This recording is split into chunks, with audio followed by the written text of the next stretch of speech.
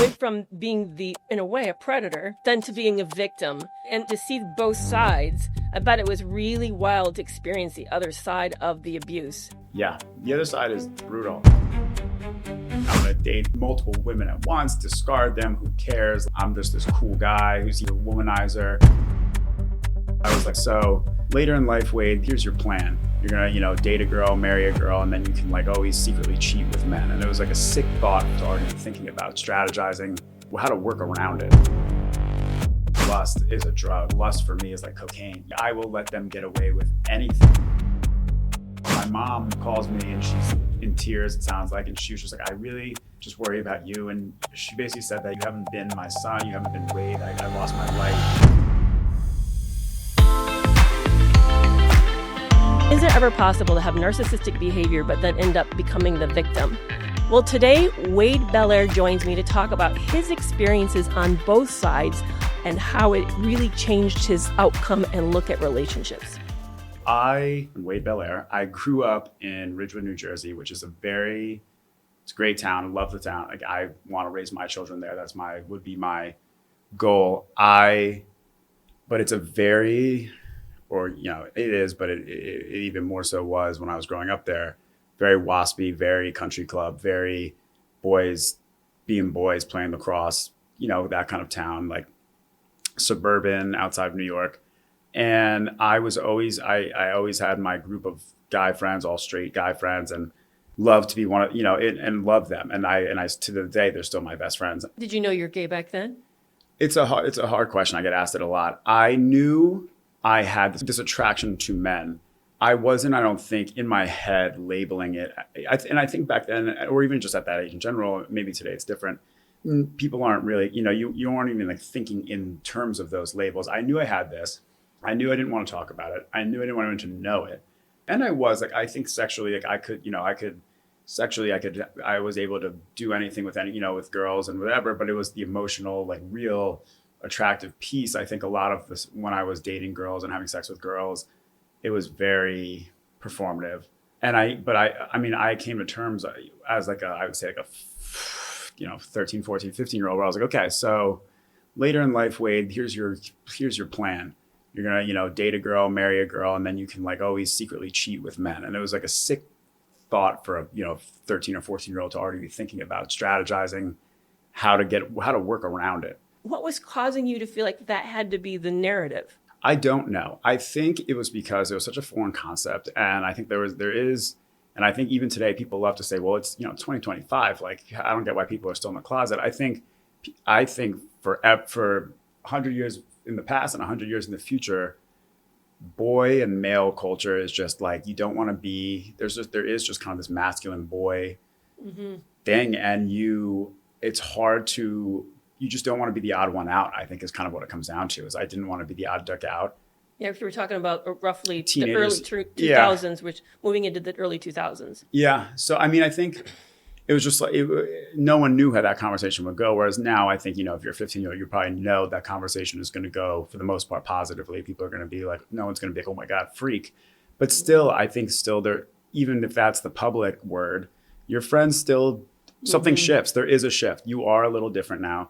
And you lose a little of camaraderie. You don't get to be the guy who's with the guys chasing the girl. It's yeah. And that's a big part of your late teens, early 20s, late 20s people. 40s, people are still doing it. You don't quite fit in. You're still a little different. And it's and I found such a great way to own it. I have amazing friends from growing up, which, people would be people have always assumed with me the narrative is going to be either that my friends from home are, these lacrosse football asshole, or that my dad is going to disapprove. Neither of which are true. My dad is super accepting and fine with everyone and everything. He's super indifferent on everything in terms of sexuality and who you're dating and who you love. And my friends they talk about it more than I do with me. If I have a date, they ask me the next morning, so how was it? What did you guys do? In detail. And so I don't have any of those things. It was truly just internal. I don't know. And I tried with the guy that I was seeing, I tried to lead by example a lot and be look, I know his biggest fear. He came from a way more extreme, and I also, which I'm sure we'll get to, because I have a big take on it on the scapegoating aspect. But I think, yes, his dad, just to, kind of preface it, his dad is super, super, super kind of traditional, old school, Italian. Like this guy's this guy's the queer, gay. Like let's go chase some girls, and like, and it was hard on him and screaming, "Get don't be a faggot, don't be gay" when he's on the field playing sports and stuff like that. And so he had it harder than me, but I tried to lead by example and say, like, look, like our male friends respect me as a man, possibly more than you, because I've always been that kind of confident. I think my friends would agree that once I came out and really owned it, like I owned it, and I made my own brand of it. I was like, I'm not super effeminate. There's nothing wrong with being super effeminate, but I'm not, and I'm one of the boys. So I found what fit for me, and I tried to show him like things don't have to change. Like our friends are still your friends are my friends. They treat me exactly how they treat you. Some of them treat me more like a man they treat you, because he's more emotional. He's more like openly emotional and sensitive in all areas. And I tried to lead by example with that, but it's just that who knows? I think he'll stay, if I don't check in anymore with people or keep tabs or anything. But I still hear like, he lived with a girl for 6 months, kicked him out for whatever reason, caught him cheating, caught him doing the same cycle, pattern. It's going to repeat forever. You're not going to change. He's not going to grow. He's going to repeat it forever. And then maybe, in his 50s, he'll text me and be like, hey, I love you. I loved you. Right. But it'll be too late. So But you said something really fascinating I want to come back to. And I think it's the messaging men get. And I think I don't know if I dare say it's universal, but I think it's very Western. What is a messaging? Can you help me understand the messaging of what it means to be a man? Because what I've heard is, and there's a lot of people kind of talking about this, is that it's not being a woman. Yeah. So it's a kind of a defense against femininity in a way. So help me understand what this is. I don't know. I think I view like a man that I respect. I think that, and maybe that's different than what a man is, on paper, but is the secure component of it. Like my super straight, secure friends, they don't shy away from their femininity. They're very, they are very emotional and very open about it, but they're confident about it. And I think that, the actual, the almost ironic thing is that the guys who are almost trying to be like this hyper masculine, the ones who are like, and they're kind of going back to, I'm going to be hypersexual. I'm going to, get with all these girls. I'm a man. I don't gay people gross and like women shut up. And, and I'm this guy, like they tend to be actually the ones who a lot of times are closeted gay or something, or bisexual or whatever, or, they are almost the opposite of like what the embodiment of a true man is. I think it's an honesty and a security thing. I think back to kind of, if we were tracing it back to, when I was struggling to have this secret and I didn't want to be, I think actually that would be more, I wanted to remain one of the boys, one of the guys. And like, that's different than being a man. I think that was more of a camaraderie thing. And then, right. But what's interesting is being one of the guys was taking advantage of women. Being one of the guys was, I think part of that, especially in those early days, part of the camaraderie is like the pursuit, that's like your goal as you go out. Is like, we're going to go talk to girls tonight. We're going to do this. So that's one of the things you lose as you come out as gay. I just find it fascinating that even you're sort of describing an abusive process as evidence of kind of verifying your masculinity. I don't know if you've thought of it that way, but and I'm not even saying everybody does that. I'm definitely not saying that. But I don't think so. Yeah, but I do know what you're saying. I do think that it is what unhealthy people view as masculine and being a man. Mm-hmm. And you'll see it kind of manifest in this, and that's how they lash out. They almost take it out on women. Mm-hmm. Women I think tend to. Oh yeah, women. They say women have the power, which as a woman, tell me, I would love to have the power. Yeah. I think women get the brunt of an insecure, unhealthy man. So I think an insecure, unhealthy man views kind of what I was saying before, which is a good distinction that you made. And it actually, that's interesting, is that like an insecure and an unhealthy man would view kind of this, like, I'm going to date multiple women at once, discard them, who cares, like not text back. I'm just this cool guy who's a womanizer. They view that as like, that's manly, that's masculine, that's tribal, but it actually links back to, the unhealthy, insecure man. And women take the brunt of that abuse. Did you see the study that came out? I think it came out of the UK, looking at the state of men, because they're kind of following up on the loneliness epidemic. And they're talking about how many of them admit to these really very disturbing patterns, behavioral patterns, like how many have strangled a partner, how many, it's disturbing. Interesting. Yeah. And the statistics of these reports are alarming. And then the question is, and are we surprised men are in crisis? I mean, that behavior is, screaming help. Yeah. Yeah. I have not seen that. I've seen a lot about the male loneliness epidemic. It is true. And I think that there's just this lack of men today and, some of my peers who are willing or open to, or even self-aware enough to dive in and do the work and address, their problems. So then it manifests in these ways where they start to lash out in these ways. And I think, again, I think women I would take the brunt of those lashing out moments, whatever it may be. I mean, a gay man who's doing this, openly gay man who's acting like this and has, part of the male loneliness epidemic is going to take it out on another man. But I think romantic partners will get we'll get the repercussions of this. Right, because really what you're talking about is the objectification of another person. Yeah. And you sort of described, yes, I was a part of that. I did a lot of objectifying women where I didn't really see my partners as partners with feelings. Yeah. I took advantage of it to sort of shore up my own insecurity and struggles at the time. And it's interesting because I did it, which again, that fits again, like I said, it almost mimics like the narcissistic patterns. And then I also did it, and then you add another layer to it when someone is in the closet, where I also did it, to almost like that beard mentality to like my male peers, to get the validation from them, and to also like kind of throw anyone off the scent of any sort of, well, you can't be gay. Like, look at all these girls he's, going on dates with and hooking up with and blah, blah, blah. But also for you inside, where I'm like, I'm not gay, I'm not a homo. I mean, I've just had sex with that girl, so it's like, and that again, insecurity.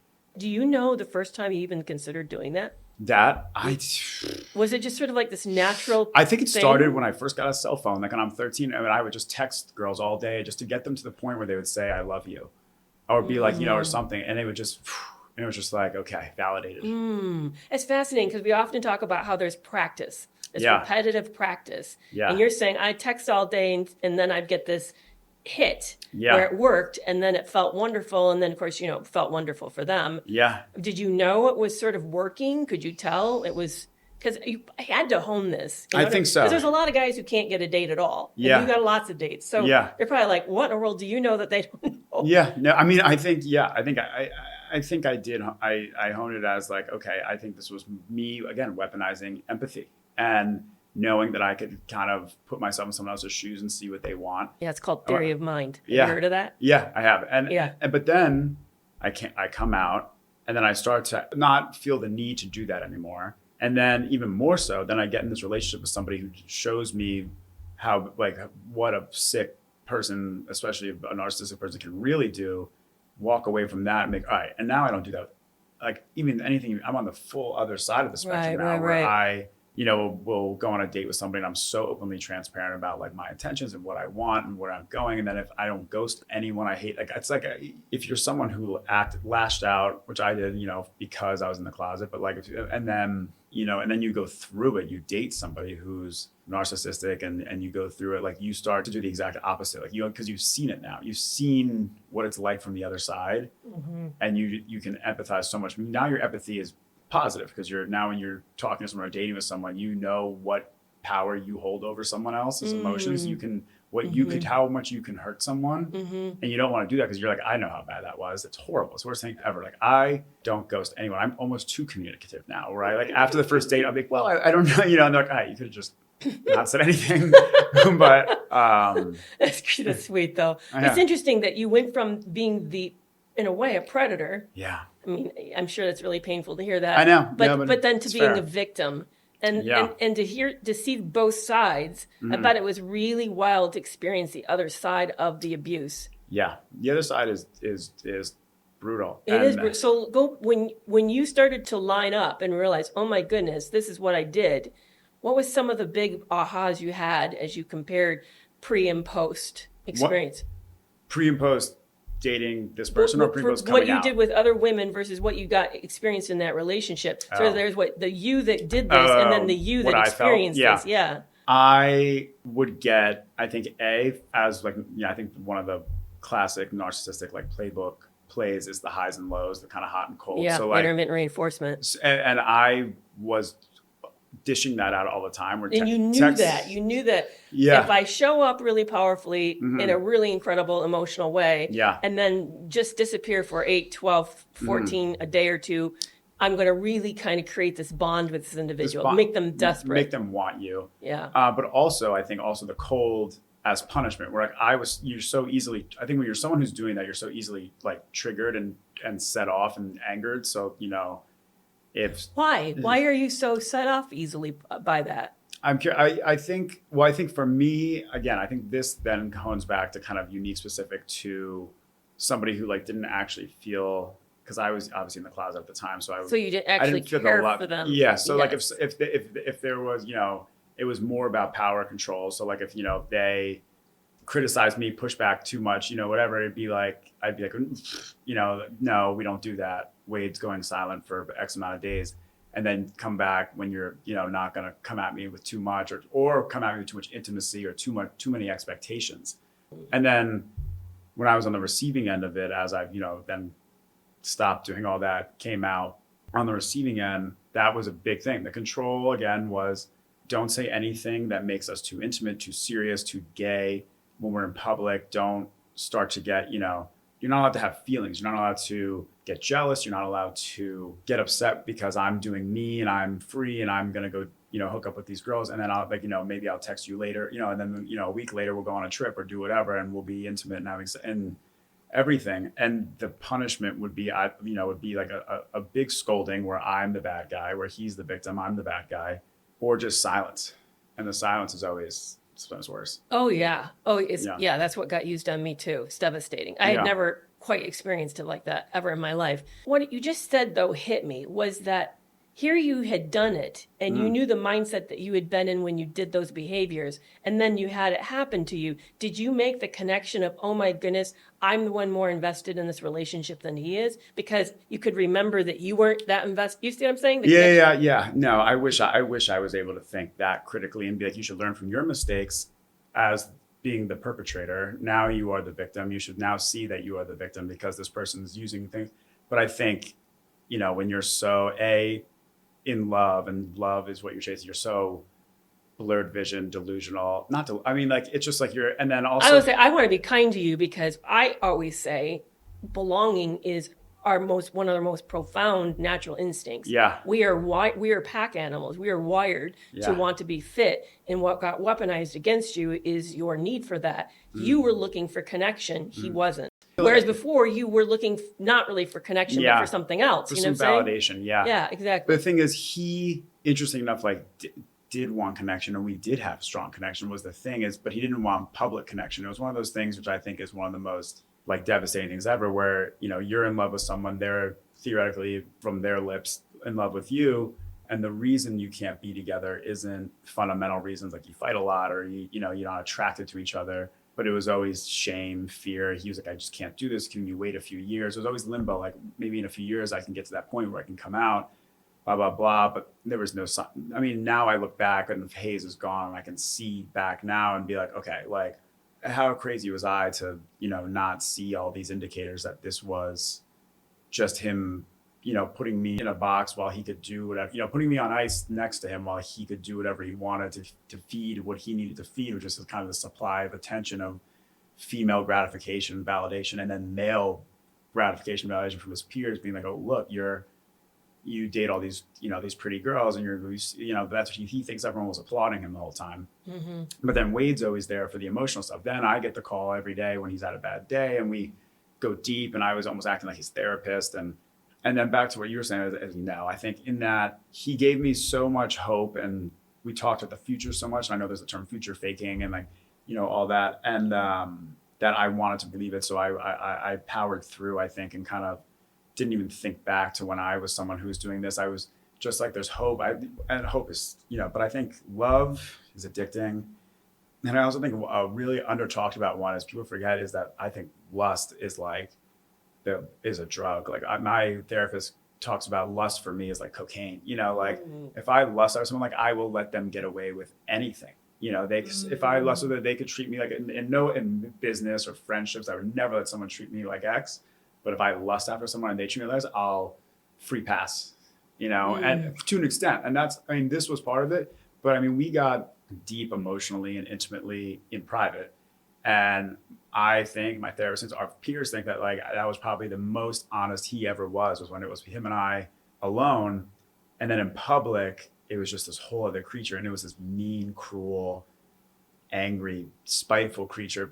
And I used to always, and then again, seeing that and somebody who's empathetic, I would actually give him kind of free passes because I would say, yeah, he's being, an ass out here, but I think the real person, and I do think the real person is the person who held my hand in bed and cried and told me that how grateful he was for how graceful I was and how patient I was. And even though the next day that was all out the window once we were at a party and, there's some pretty girl walks in and he wants everyone to see him go up to her and get her number, I still was like, well, he was, we do have this special thing. But you get to a point where you're like, well, where are we going? And also right. And also, I have sympathy for him because people always say, well, don't you feel bad? You went through this too. And I didn't do what he did. I never dragged someone. I was 12, 13, 14, 15 when I was really hurt, and I was definitely mean. I was cruel. I was selfish, but I never went as deep or as long or as truly deep as he did. And he, I think also is just, I think at the end of the day, he's also just is just a cruel, pretty cold and has very little regard for people or emotions. Yeah. Have you heard of the concept cognitive dissonance? That's really what you're explaining. I have, yeah. Yeah. Because I'm even hearing it in your story, that it's actively present. What happens is that they create a dual reality. Yeah. There's that good side and the bad side that you watched and experienced, but it also creates a dual reality within you. You also then learn how to survive both sides. You learn how to survive when he was disappeared on you, but you also learned how to really enjoy the present moment with him that was so wonderful. What happens is that it creates confusion in the brain and it can't decide what's true. And I can even hear that right now. You're waffling back and forth about what's true. Yeah. Is he really a monster? Yeah. Or is he really a confused, traumatized, injured person who's conflicted? Yeah. And maybe the truth, we'll never know really fully where the truth is. Yeah. But what we do know is what he did to you is harmful. Harmful, yeah. And and also what he does to women is harmful. It's very harmful. And I think that's kind of why I was highlighting in the beginning that I think closeted gay or bisexual men mimic the behavior of narcissists. It's this very interesting, there's a correlation. I don't know if it's causational. But then if for him, I think if you remove the whole sexuality piece, say he was just fully heterosexual, I think he would still be a cruel narcissist. Oh, I'm sure he would be. I think for him, for me, I don't think I'm that. I think I acted in those ways. I'm so super remorseful about it. It feels like it was almost like a fever dream sometimes. And I talk about it with my peers. And I had a really good friend who I talk about all the time. When we were end of high school, this is when I was starting to kind of act on being gay. And I think that caused me then to, in my public life, lash out even more and feel, I was almost, I was flailing a little. And because I was like, oh my God, you just, went to a parking lot and hooked up with a guy, last night. Today, I'm trying to make up for it and be Mr. Cool high school straight bro man. And he was, talking to a girl, basically dating. And I started he's my best friend, still today is my best friend. And I started secretly texting her and love bombing her and, and basically stole her from him. And he called me one day and it was end of high school. We're all going to college and, the next year. And he goes, what are you doing? He's like, this isn't you. This isn't who you are. I know you. He was like, what are you doing? And then he said, listen, I don't know what's going on with you. And if you have something to tell us, tell us now. If not, get your shit together and let me know when you figure it all out. Basically being he was like, I know that this isn't you. You're lashing out for something else. And I think he tells me, he's like, I knew kind of, but kudos to him for even having the foresight to, think Wade might be closeted gay and this is something a closeted gay person does. Because no one was talking about it then. People are only now, you'll see on TikTok, social media, starting to talk about the traits of a guy who's repressing his sexuality, how he acts. And this is one of those ways, kind of where you're trying to peacock with your, and you're a horrible friend to my best friend. And we didn't talk for a year, 2 years. And then I came out and he was like, hey, and now I'm, officiating his wedding. That's fascinating. Yeah. Yeah. But there's three things that need to happen for somebody to truly change. I mean, change is hard for everybody. Really hard for everybody. And, it's amazing because people sort of think that you can send someone to therapy and it's going to fix them, as if it's almost a magical cure, and it's really not. Yeah. It takes awareness, motivation, and capacity. Yeah. So what I'm hearing is you had the awareness. You did realize what you're doing was harmful. For sure. You had people calling you out that it was harmful. Yeah. And then there's the motivate that you ended up in sort of, I don't know, I would be curious what your bottom, you hit a bottom of some kind that said, it pushed you to therapy to do a lot of hard work. And then there's the capacity, which is what are you biologically, neurologically capable of? Do you have empathy? Are you being able to be self-reflective? Can you have some impulse control? Are you able to soothe yourself in more healthy directions? And some of that is not always optional. It's sort of the way that you're made and wired up. So what I'm hearing is something happened that drove you into really taking a long, hard look that's led you to now a place of consistent change. Yeah. And I think it's such a good point because I talk about this all the time with my therapist. And also, interestingly enough, with, just not to get off, but with the guy that I was with, he openly hated, put down, and discredited therapy. He's like, therapy's a hoax, doesn't work. And I think also the key thing with they often do. Key thing with therapy, obviously, is that you need like two willing participants. Like he did go to therapy at one point just to, I think, appease someone in his family. Just being, I'm going to therapy, just to like the stamp of like, I'm growing, I'm going to therapy. Yeah, like how aware and how enlightened I am, right? Like I'm making growth. And I would ask him, I'd be like, so what did you talk to your therapist about? I was like, no way. I was like, what if in my head, I was like, what if he comes out to her? What if, oh my God. And he made up, even his talk with his therapist was still this arrogant, like grandiose thing where he was like, I'm, so there's been a lot of pressure on me to be perfect, in sports and at work. So I'm too hard on myself. I'm almost too perfect. Like that was what he told. I told us there was his biggest problem was. And I was like, well, that's not it. Talk about superiority, right? I was like, all right, so therapy's going nowhere. And it did. And then I would tell him I have therapy, and he'd be like, good luck wasting your money. And I was like, yeah.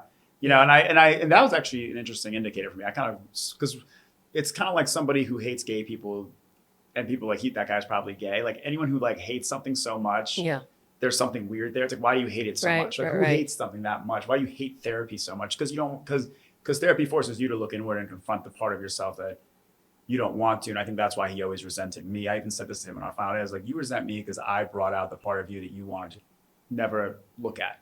Because one of the things I'm hearing is a consistent theme throughout this whole thing is vulnerability. Yeah. He was defending against vulnerability. Therapy only works when there is true, authentic honesty with yourself in front of another person. And hopefully you have somebody who can create the space to allow that to be safe, to have that happen. Yeah. You were asking about, for me, for the rock bottoms, I think that then leads to because I'd love to hear that. Yeah. So I think there were two bottoms. I think there was, I'm in my early years in the city. I had kind of stopped this behavior with the girls. I had kind of now gotten into my own kind of transitional phase where I'm like, okay, I'm not openly gay yet, but I don't want to do this stuff anymore. I don't want to date. Like, I don't want to. It must have got boring, didn't it? It just got like, I was like, it's so messy too. I started to have this inner dialogue where I was like, you're lying. Like, why are you doing this? You have no enjoyment in life. And then, so then there was this phase in the city where I'd go out with my buddies. We'd go to, this bar, we drank, whatever. And I would at, 2 a.m. I had this group of this girl I went to college with who just came out as a lesbian. She's the only like gay person I knew. And I would text her and be like, what are you doing? She's like, I'm at this bar with my gay friends, guys, girls, and in Brooklyn. And she was like, come. It'd be like 2 a.m. And I'd tell my friends, like, all right, I'm going home. And I'd Uber over to Brooklyn. And I had this secret life for like a year. So I got a taste of it. And then I started to meet more gay people that way, and this like really interesting, diverse group of like lesbian, and it was so fun. Did it feel really like great? I was like, just like, like a relief. I was like, I could just lean in. Like it was like this thing that I thought was never attainable or real became real. I was like, oh my God, I'm a gay guy. I live in Manhattan. Like people make movies about this, and I was like, I'm going to these gay bars, and all these boys are coming up to me, and I was like, holy shit, like this is what life could be. And then so my rock bottom, it was like almost like a happy bottom where, like it was bottom because then I'd sit with myself the next day on, Sunday morning, I'd be like, you are just living a lie and you're so miserable. And I just say, and then I had one night again with my straight friends that I grew up with, and one by one at this party, I would take them into the bathroom and I was coming out to them one by one.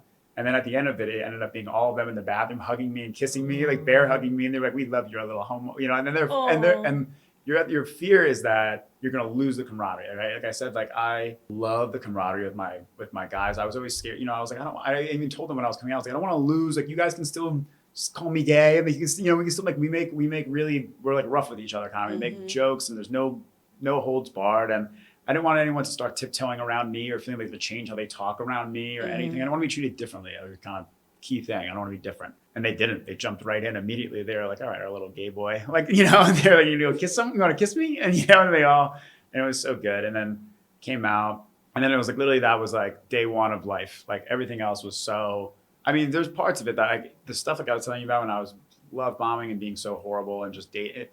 Sometimes pieces of it come back to me that I don't even remember because I think I was on autopilot. Like I wasn't even a person. I was like just an animal in survival mode, in fight or flight. And I was just like a cornered animal, like just like doing whatever it took to not hate yourself or feel like a freak. So then that happens and this whole new world is open and I'm doing all these things, going out, openly telling my friends, you know, they're saying, come meet us tonight. I'm like, no, I'm going with my gay friends to this big gay party. And then that was like, whoa.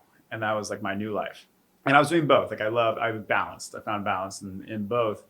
And then I get involved with the guy, you know, who we've been talking about. And I'm with him for 2.5, 3 years. Let's say the 2.5 mark. Rock bottom was true rock bottom. Physically, like I wasn't myself. I looked unhealthy. I was acting unhealthy at parties. That's all I talk about. I'm always like, everyone's like, how are you? And I'm like, well, he's got a girlfriend now. He's living with her. And they're all like, I was asking how you are. Like, no, people were, and then this was after 2.5 years, everyone's sick of hearing about this guy. You know, they're like, why is Wade doing this? I'm supposed to be everyone's kind of relationship coach. And I'm the one everyone seeks counsel to. And then everyone's like, you don't take your own advice, which I feel like is a common thing. You know, it's like you give me all this great advice and then look at you, you're getting dragged through money. And then there were a few people that in my rock bottom that made me realize I was at rock bottom. One is my business partner, and he is just such a confident, secure, but like just like a big man, just brute. And he was just like, you are not the person that I became partners with. He was like, you used to have everyone respected you. Wade was like self-respect guy. Everyone respected you. You would never let anyone say anything disrespectful to you. Anything. He's like, now I'm just watching you be a doormat, and you're watching somebody repeatedly wipe their feet on you.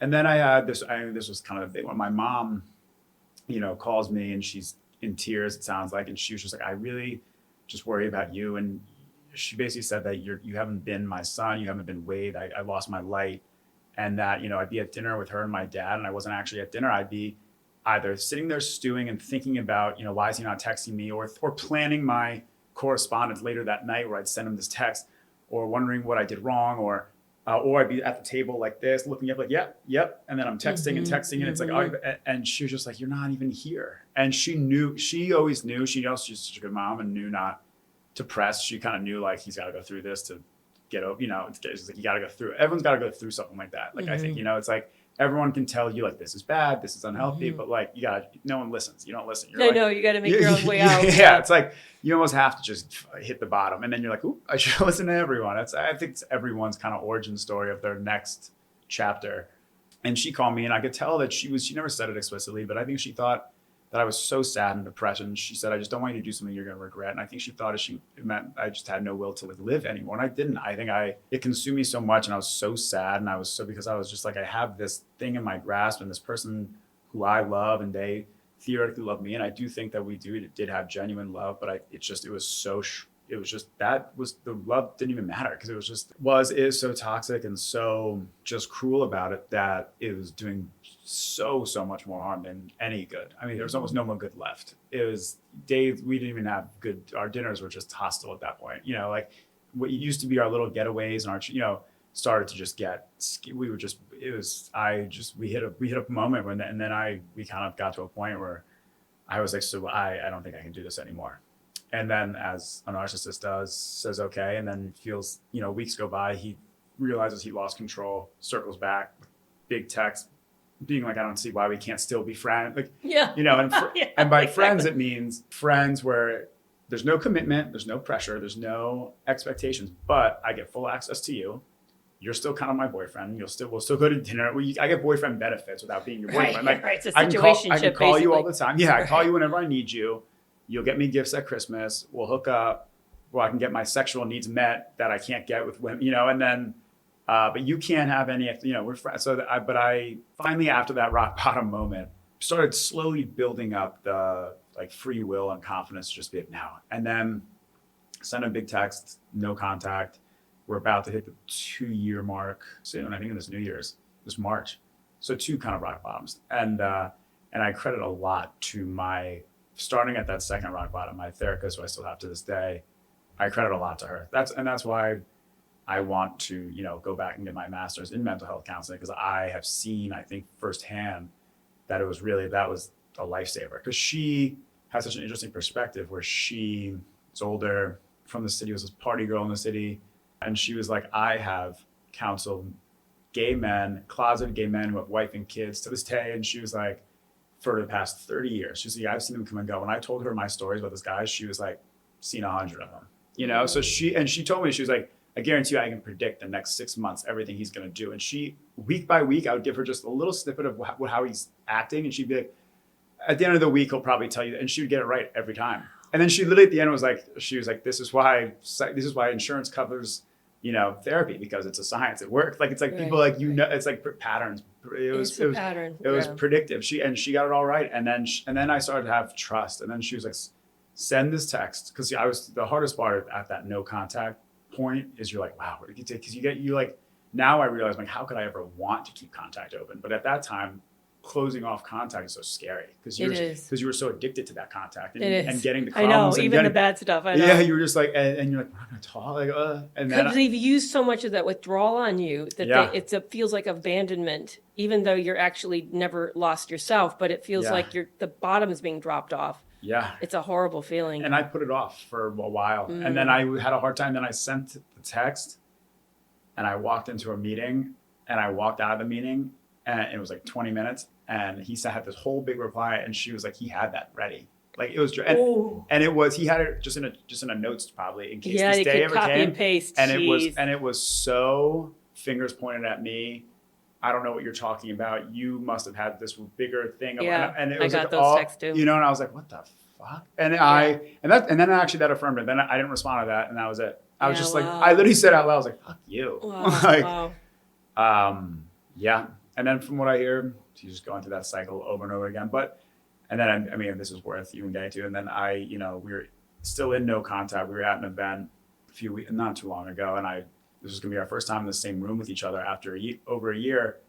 And I had a lot of, the days coming up to it, I was kind of, prepping and was like, okay, this is going to be, this is your test. And my therapist was like, don't you skip this wedding. Because I want to skip the wedding. I mean, it's my good friend's wedding. And he called, reached out to me for it. Like, don't skip my wedding. Like, and I was like, that's true. This is and my other friend who's at the wedding was like, come on. Like at this, he was like, if you skip this wedding, I'm actually going to tell you that you were pathetic. Cause like, he was like, it's been a year and you were the big, but it gives him control. I know. Yeah. And I didn't skip the wedding, and I went, I didn't drink, and I just went in level headed, and I was like, what are you going to feel? Like, am I going to feel, everyone's telling you, like, you're going to see it and you're going to go, how could I ever have been hung up on that person? Like, is it because you comes for, or it all opens up again? And that was my fear. It was like this big flood. Yeah. And so what was it like? Yeah. I saw him from afar, and I was in the middle of a story. Luckily, in our first interaction was a kind of a nod and wink.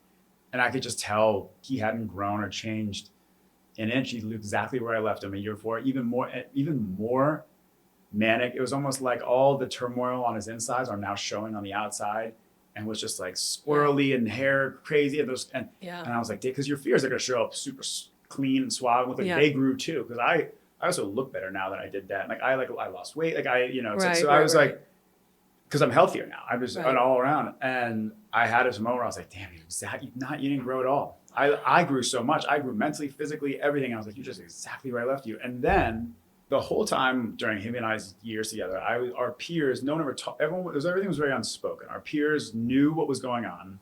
Some people here and there would talk to me, but they were all kind of like trying to stay neutral. They knew it was a sensitive topic. Some of these in the closet, but they also know how he is with women. as like a, a narcissistic abuser, and like how they'd see him with these girls and they'd all be like, whew, as these girls came and went in our friend group. And then they saw him with me and they were all like, whew, and, but they knew that there was this sensitive topic of, closeted homosexuality. And so no one touched it. No one wanted to meddle. And so I never knew what everyone thought. So I always, as he's always telling me that, Wade, you're possessive, but you're delusional, whatever. I was wondering, I was like, do our peers think that I'm, delusional, that I'm making it all up, that I'm a liar? Do they think I'm the crazy one? Right. And 2 years ago at that party, I would have been walking around the room talking about him. Like, did you hear what he said? Did you look at him right now? But I didn't say anything. I just was neutral, and I was just in the moment talking to my friend. And people, our peers, our friends, and our friends' girlfriends were coming up to me unsolicited, and they were like, Wade, I just want to tell you that you seem, and from what I hear, have grown so much and are doing so well and seem so healthy. And isn't it crazy that he's just still running in place, doing the same thing? I heard he's got some girlfriend that he's broken up with 6 times and, fighting with all the time and crushing her, and they're just and it happened several times that night. And I was kind of like, I just got 3 years of validation in 1 hour. Wow. And then I literally left. I literally Irish exited the wedding. I got in a cab and I was just like, fuck yeah. I was like, wow. I texted my therapist at it was like midnight, and she literally just sent me back like fireworks. Oh, that's awesome. That's awesome. It was good. It was a good. What a validation. It was. And I think that was, again, another chapter turn, because that was it. That was door closed. Because you always, even when you're entrenched with someone like that, who's got you so hooked, even when you end things, the door's always, you always have this little fantasy. You're in bed, you wake up and you're in bed and you're like, what if he texted me today? You said, but that, I walked out of there and I was like, door actually closed. And I was I will never speak to you again for the rest of my life. I can tell you, you and I could talk for forever, but where can people find out more about you? And I want to jump over and do another little excerpt with you on a specific question. So let's talk about, where can people learn more about what you're up to, or if they want to learn about is there a way to do that, or you want people to contact you? I mean, I do. I mean, my Instagram is probably the best way. It's at George W. Belair. And I am now kind of starting to get more into the podcast circuit. It's as I'm trying to also go back to school. This is just something that a new chapter. I'm leaning into things that I like. And, I hope you get into narcissistic abuse counseling. Actually, that's what I hope you do. I know, and so we need more men. Honestly, this is something that I've really enjoyed. And it's something I think I like to talk about. And so you have to pursue enjoyment. No, don't pursue these other things. Right. These vacuums. So that thing, and I love, and ever since I went on this other podcast called Wellness Cowboys, I got a lot of outreach and from guys who are in the closet, guys who went through similar things as me, with guys who are straight, but or girls who are straight who have narcissistic partners, and you're like, well, it's funny you say that, because my boyfriend does all this. Like, do you think he's like similar? Or they'd even go furthermore and say, do you think he's closeted something? It's an interesting niche thing, but it's more common than you think. Right. But I'm so you're open. You're open to open to everything. And I'm starting my kind of talking and podcast journey now. I'm excited about it. I'm excited for you too. Thank you. Well, thank you for this. Thank you. It's 2 a.m. again, and you're replaying that whole conversation over, and you're wondering yourself, was it really that bad, or maybe I'm just being dramatic? So you start to draft that I'm sorry text again, because the guilt that you're feeling or the confusion you're experiencing is just unbearable. And you know this loop because you've been there before, but I want you to know that you're not alone. I'm Dr. Kerry McAvoy. I'm a retired psychologist, and for 25 years, I've been helping people untangle exactly what toxic relationships do to your mind, how they create the confusion, the self-doubt, and that trauma bond that keeps pulling you back in. Here's the truth. Recovery isn't about getting more information. It's about having the right support in the exact moment you need it. That's why I've created Reclaim You. It's a private, always available coaching app built from my work and my content, organized into an extensive library that you can actually use when you're triggered. Inside it, you'll get 5-minute lessons when your brain can't handle a deep dive, check-ins that meet you exactly where you are, whether you're feeling strong, shattered, or numb, boundary scripts that help you say no without over-explaining, grounding tools that work fast when you're activated, and progress tracking so you can see proof you're healing even on days when it feels like you're not. There's no appointments, no waiting, no judgment, just practical support right when you need it. Reclaim You, real help in real time, right in your pocket.